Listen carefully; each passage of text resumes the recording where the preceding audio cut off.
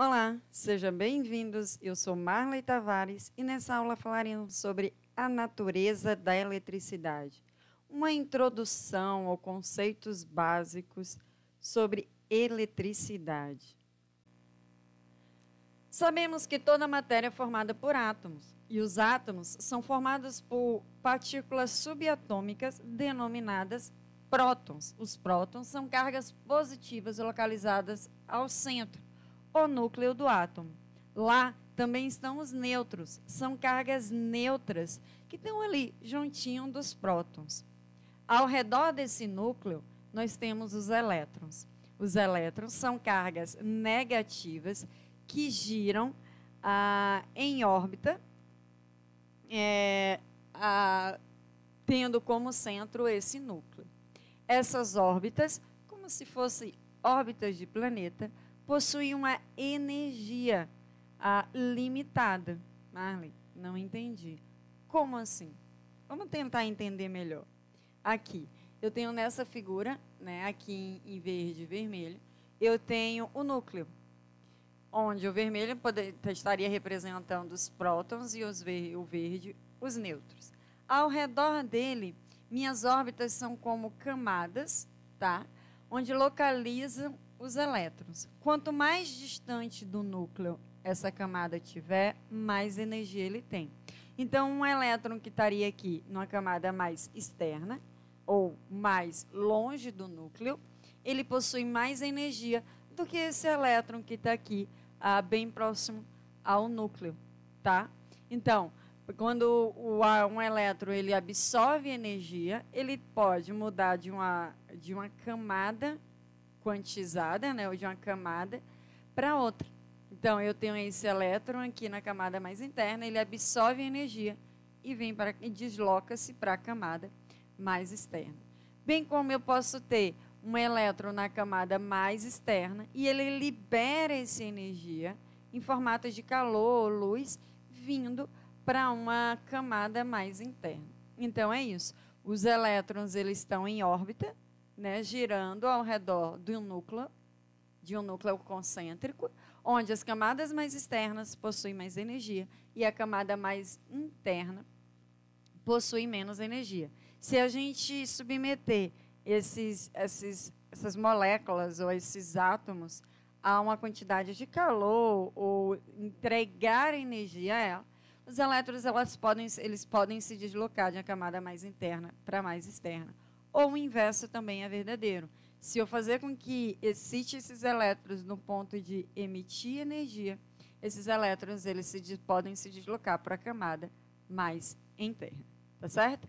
Então é isso. Em um estado natural, ou estado neutro, ou estado estável de um átomo, o número de carga elétrica eles são iguais. Ou seja, a gente diz que a carga elétrica de um elétron é menos 1,602 vezes 10 a menos 19 coulomb.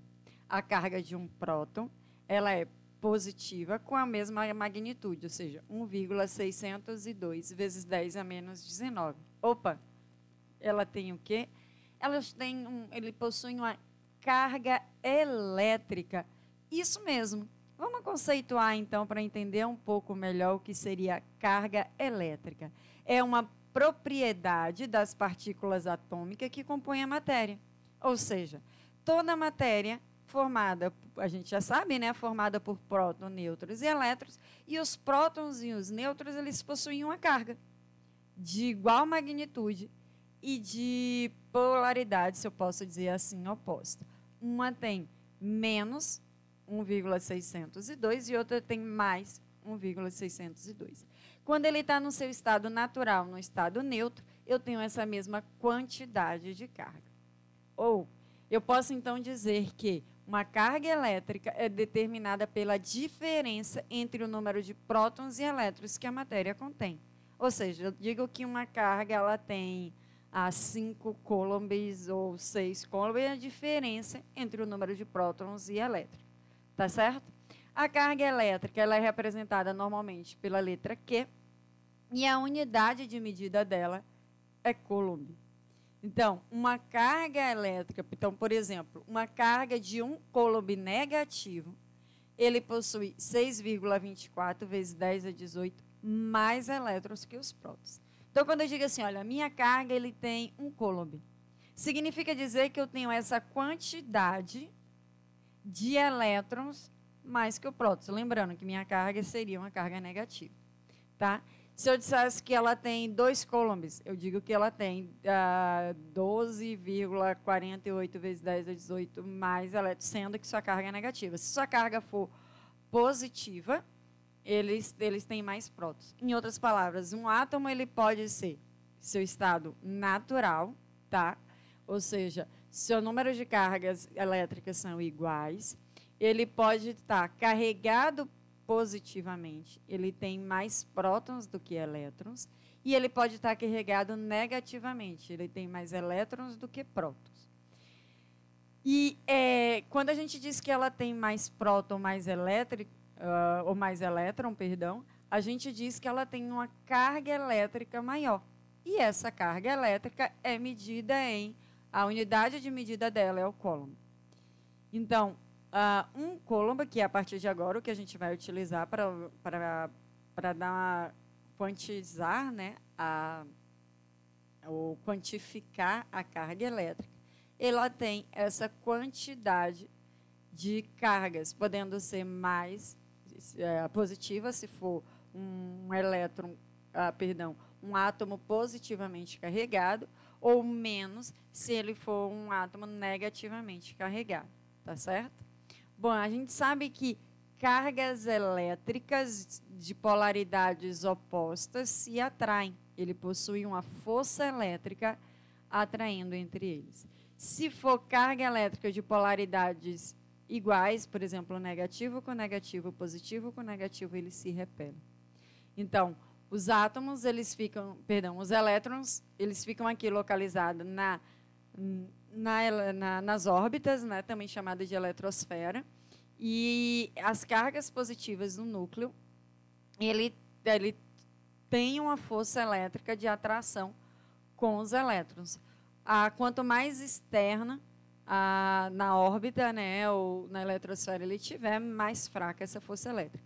Mas, enfim, o que eu quero caracterizar aqui é as cargas elétricas de polaridades opostas, elas se atraem, e de mesma polaridade, elas se repelem.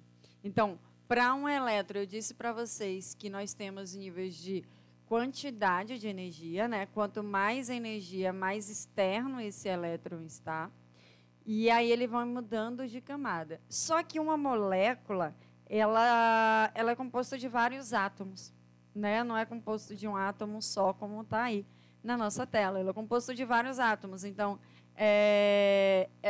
esse átomo está fazendo uma ligação, né, tipo de ligações químicas, entre outros átomos, e assim vai formando a molécula.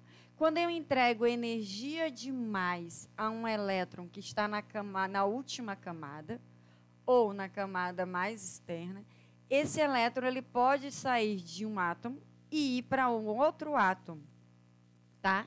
Então, esse elétron que estaria aqui no átomo inicial, se eu entregar muita energia, ele se desloca para um outro átomo, e assim sucessivamente. Tudo depende da quantidade de energia entregue à minha molécula, ao meu material.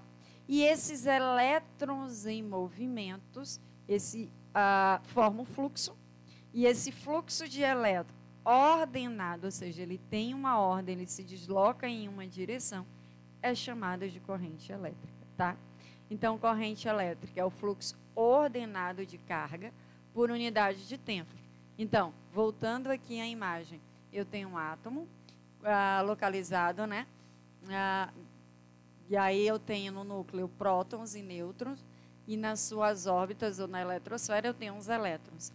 E eu entrego energia suficiente para esse elétron que está mais distante se deslocar de um átomo para o outro. E eu entrego muita energia.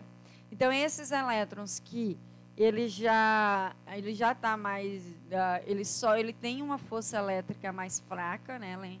relacionado ao núcleo, ele fica mais fácil de deslocar. Então, eu entrego energia suficiente para que os elétrons se desloquem. Essa quantidade de elétron gera um fluxo, são muitos elétrons passando, né? Então, é um fluxo de elétrons se deslocando em uma direção, ou seja, ordenadamente. Ela é conhecida por corrente elétrica. A representação, a letra que representamos a corrente elétrica é o I, a unidade é o ampere. Matematicamente, dizemos que é a quantidade de cargas, ou seja, de elétrons, ao longo do tempo. Ou ainda, posso dizer que 1 ampere é o deslocamento de um coulomb, ou seja, uma carga elétrica, em 1 segundo, através de um ponto de um condutor, ou por meio de um condutor. Tá certo? Então, a corrente elétrica nada mais é do que você pegou o seu átomo, entregou muita energia, conseguiu deslocar aquele elétron para a camada cada vez mais externa, ele vai passar de um átomo para o outro, em um movimento ordenado, ou seja, em uma direção, e aquele fluxo de elétrons ordenado, em uma unidade de tempo, é considerado como corrente elétrica. Esse é o conceito da nossa segunda grandeza fundamental no estudo de eletricidade, tá certo? Nossa corrente elétrica, ela é caracterizada por ser ou um fluxo contínuo de elétrons, tá? Então, eu tenho os elétrons sempre indo na mesma direção, então ali eu tenho uma cor e um valor constante. Então, ali eu tenho o que é chamado de corrente contínua, tá? Ou um fluxo alternado dos elétrons. Ora, eles vão em um sentido, ora, eles vão em um sentido contrário, que seria a corrente alternada. Ora, eles têm um valor de magnitude positiva, ora, eles têm um valor de magnitude negativa. Tá? Então, nosso estudo de eletricidade, ele vai permear entre o estudo em corrente contínua, né? A corrente ele tem um valor constante ao longo do tempo, uma polaridade, então 10 amperes, 3 amperes contínuo, ou um valor alternado dessa corrente, tá certo? Acabei de falar para vocês que quem se desloca são os elétrons, ou seja, para eu ter um fluxo ordenado, eu tenho um deslocamento de elétrons. Os prótons, ele fica fixo no núcleo e a corrente é formada pelo movimento dos elétrons, certo? Só que durante muito tempo acreditou-se no contrário, tá? Então não sabia-se que os elétrons é quem se deslocava. E toda a teoria da eletricidade foi feita em cima de como se a corrente elétrica fosse no sentido vindo dos prótons para os elétrons. Para não alterar toda essa teoria, construiu-se, então, dois conceitos. O conceito do sentido real de corrente e o sentido convencional da corrente elétrica. O que é isso? O sentido real da corrente é o que já sabemos. Quem se desloca são os elétrons. A corrente é formada por um fluxo ordenado de elétrons. Então, é ele que dá o sentido da corrente.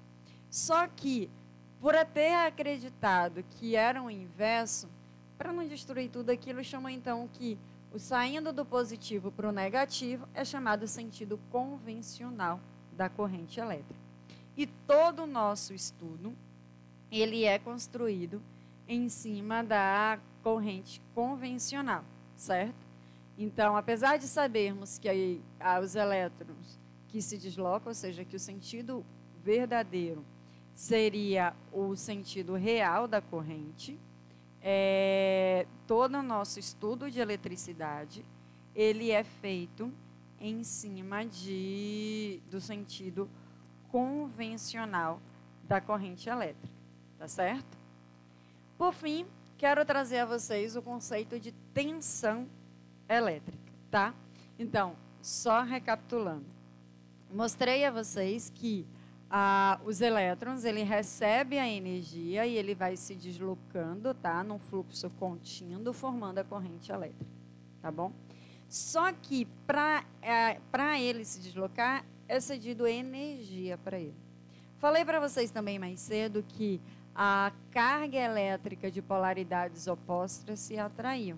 Então, vamos supor que eu tenho um átomo, né, que ele não está neutro, ele está um átomo negativamente carregado, ou seja, é um material com excesso de elétrons. E eu tenho cá, do outro lado, muito próximo, um material com excesso de prótons, ou também chamado de excesso de íons, certo? Então, esse material com excesso de íons vai dar uma força que vai atrair esse elétron. A energia que eu disse a vocês é cedida uma energia para que esse elétron se desloque. Lembrando que é uma energia para realizar trabalho. Marley, por que trabalho? Trabalho na física é considerado uma força que causa um deslocamento durante um tempo. E é o que eu tenho aqui. Eu tenho uma força elétrica dando energia ou atraindo esses elétrons a se deslocar. Então, eu estou realizando um trabalho.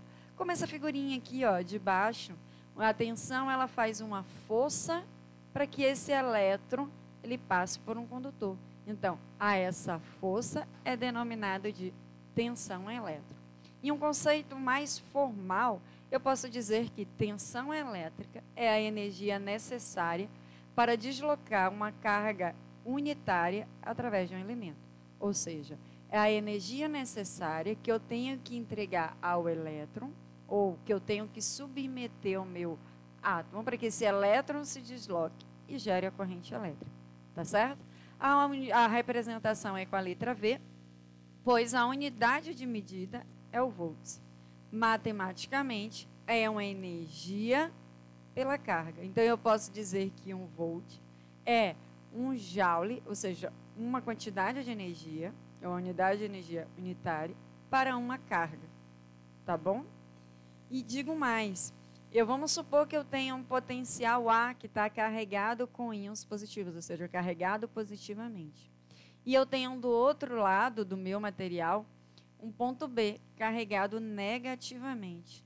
Eu posso dizer que a tensão de A em relação a B é mais V volts. Marley, como assim? Supondo que essa V, uma unidade qualquer, né, uma constante qualquer, fosse 10 volts. Então, eu digo que V A em relação a B é 10 volts positivo. Contudo, eu tenho um outro material que ele está negativamente carregado no ponto A e positivamente carregado no ponto B. Então, se eu tenho A em relação a B, eu digo que é menos V volts. Ou ainda, como exemplo que demos aqui, se essa tensão entregue for 10 volts, então eu posso dizer que a tensão de A em relação a B é menos 10 volts. Então, o que eu quero te dizer é, o sentido é importante. Se ela está relacionada do positivo para o negativo, ou do negativo para o positivo. Tá certo?